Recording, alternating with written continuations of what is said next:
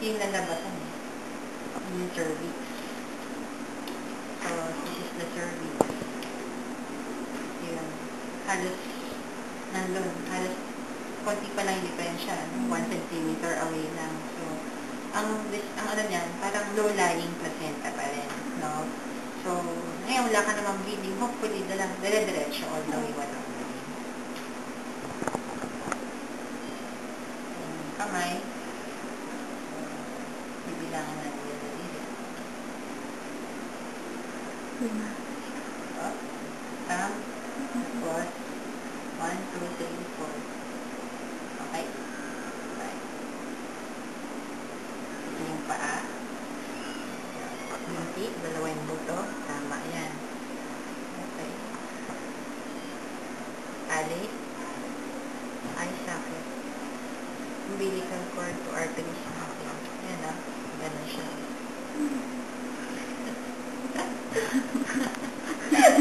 Sorry, Dok, natatawa. Eh, natatawa rin ako sa anak mo. Hindi ko alam kung gumaganon, no? Ayan, oh. Kakamot ng paa. Ayan na. Ayan, ito. Ginagalaw pa yung paa niya. Hindi na, gising talaga. Ayan. Sukat-sukat muna tayo.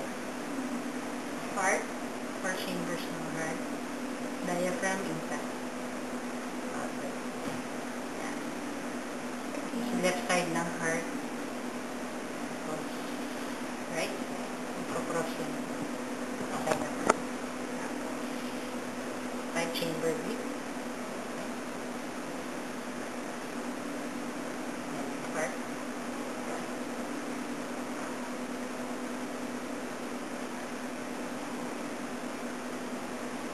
Stomach.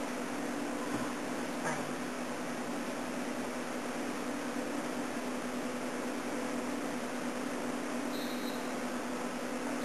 Femur.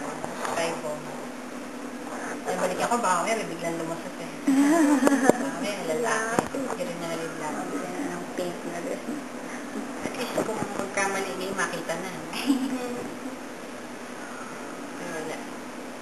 Girl.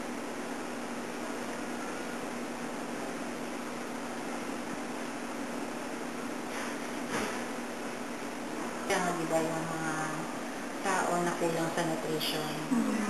Actually, yung mami mo lang mabindit dito. Kasi Sa kanya. natikman ko na yan.